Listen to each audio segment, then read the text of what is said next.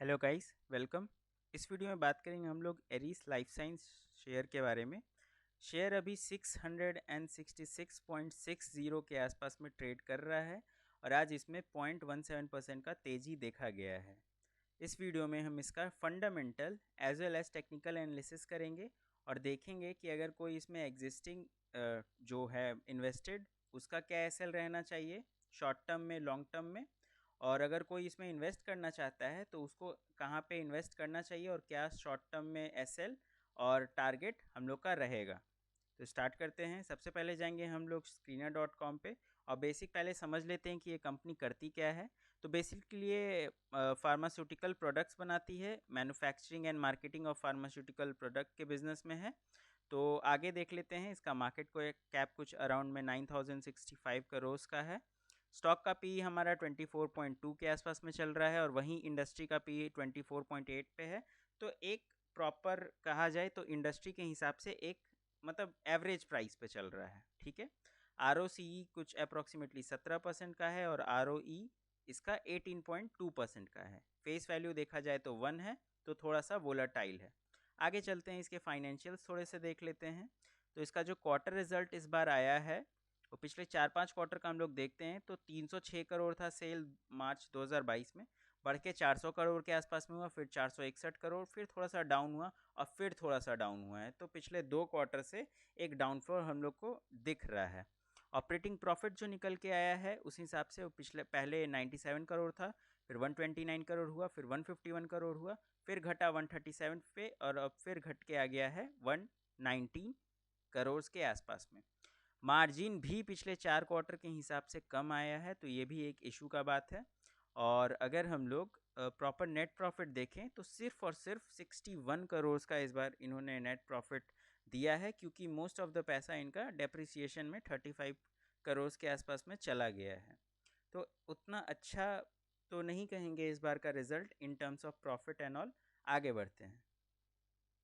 आगे अगर हम लोग चलते हैं तो हम लोग को निकल के आता है कि इनके बैलेंस शीट पे जो इनका फिक्स्ड एसेट है इस बार काफ़ी अच्छा ग्रोथ किया है, 918 करोड़ से 2500 2568 करोड़ के आसपास में हो गया है, जिसमें जो CWIP भी 21 करोड़ का चल रहा है अभी इसमें। ये वैसा पैसा होता है जो अभी इसमें काम चल रहा है ना, मान लीजिए कोई कंपनी में मशीन्स लग रहे हैं तो उसका भी हम लोग बैलेंस शीट पे शो करते हैं, उसको CWIP सेक्शन में शो किया जाता है, जो भी रनिंग अभी चल रहा होता है उसमें, है ना।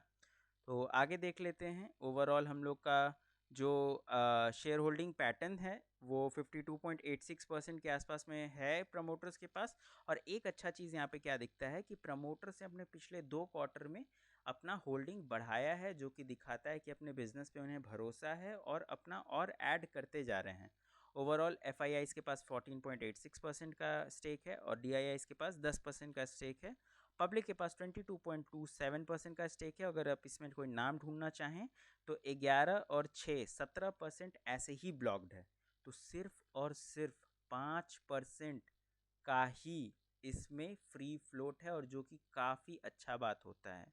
यानी कि अगर हम लोग देखा जाए तो अगर शेयर कैपिटल 14 करोड़ का है तो 14 करोड़ में सिर्फ और सिर्फ 7 लाख ही शेयर पूरे मार्केट में ट्रेडेबल है। मतलब फ्री फ्लोट में जो चल रहा है, हर दिन डेली बेसिस पे ट्रेड हो रहा है, वो इतना ही है।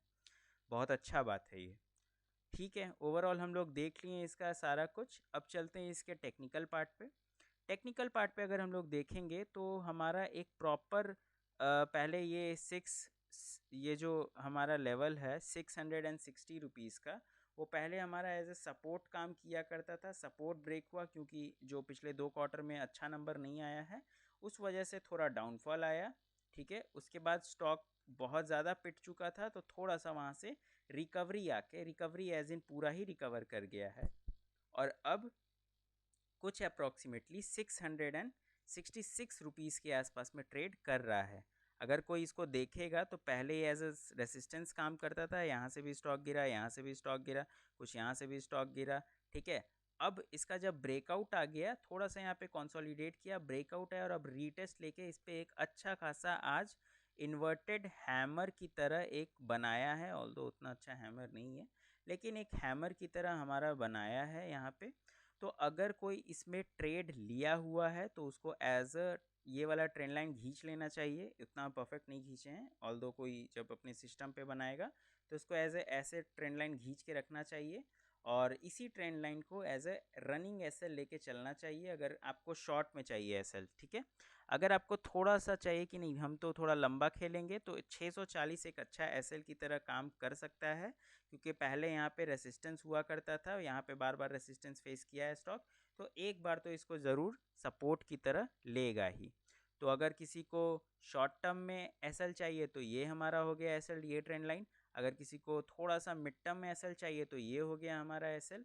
और अगर टारगेट पे बात किया जाए तो हम लोग इसके लिए वीकली चार्ट पे कर लेते हैं, और वीकली चार्ट पे हमें दिखता है कि जो हमारा पहला टारगेट होना चाहिए वो 740 होगा अगर कोई पोजीशनल इसमें ट्राई कर रहा है तो।